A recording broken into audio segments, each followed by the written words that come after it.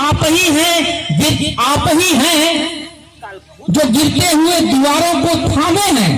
आप ही हैं जो गिरती हुई दीवारों को थामे हैं, वरना सलीके से बुजुर्गों की निशानी कौन रखता है? सलीके से बुजुर्गों की निशानी कौन रखता है?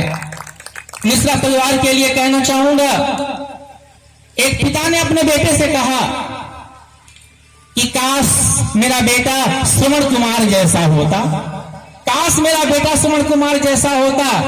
तो बेटे ने जवाब जो दिया उसे सुन के आप अचंभित हो जाएंगे।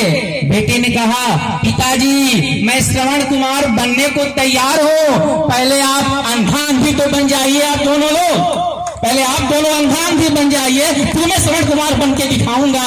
ऐसे में पिता की आज्ञा होती है, इच्छा होती है।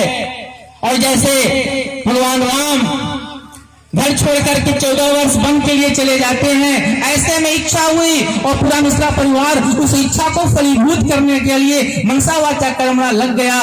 तब मिश्रा परिवार का वंदन अभिनंदन, आंखों में खुशी होठों पे हंसी। कि आप लोगों के लिए, मिश्रा परिवार के लिए, कि आंखों में खुशी होठों पे हंसी, गम का कहीं नाम ना हो। आप जहां रहे सारी खुशियां मिले, उन खुशियों की कभी शाम ना हो, उन खुशियों की कभी शाम ना हो। संस्कार, एक बेटा अपने बाप को अंतिम विदाई देता है, पिता की मृत्यु होती है, अपनी पत्नी से कहता है, देखो अब मैं बचूंगा नहीं, मेरी एक ही इच्छा है कि जब मैं मरूं तो मेरा दाह संस्कार गंगा जी के किनारे हो। पिता का देहांत हो जाता है। माँ अपने बेटे से कहती, इकलौता बेटा था, कहती है, बेटे तुम्हारे पिता की अंतिम इच्छा थी कि उनका दाह संस्कार गंगा जी के किनारे होगा। गंगा जी की दूरी घर से 16 किलोमीटर दूर थी। बेटा अपने पिता के पार्थिव शव को लेकर के चलता है, 12 किलोमीटर जाता है तो एक नाला मिल जाता है। पूछा, भैया ये नाला कहाँ जाता है? लोगों ने बताया, ये नाला जाकर के गंगा जी में मिलता है।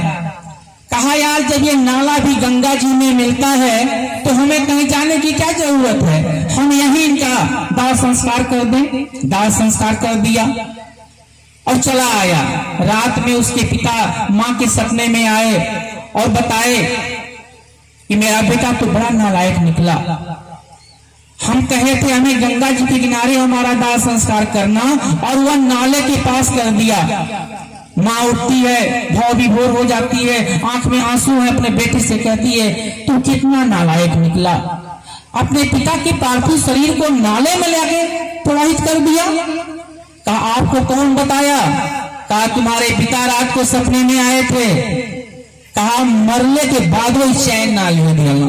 12 किलोमीटर तुझसे बतावे चल गई और 4 किलोमीटर गंगा जी रहनी, वहां ना जा पाओ।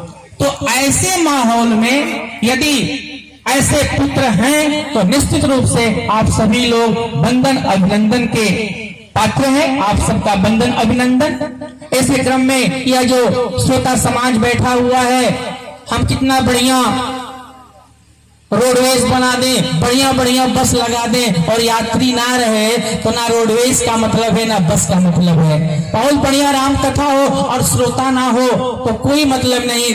आपने अपनी गरिमामयी उपस्थिति से इस राम कथा में 4 चांद लगाया। इसके लिए समस्त श्रोता बंधुओं को प्रभुता तज प्रभु की न सने हो, भय पुनीत आज यह गेहू।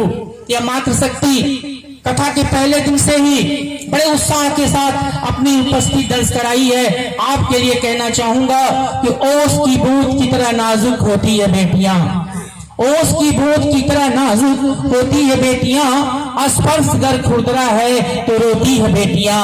करता है रोशन बेटा, करता है रोशन बेटा, तो बस एक ही कुल को 2-2 किलो की शान होती है बेटियां, 2-2 किलो की शान होती है बेटियां। इस मातृशक्ति को नमन। और अब यह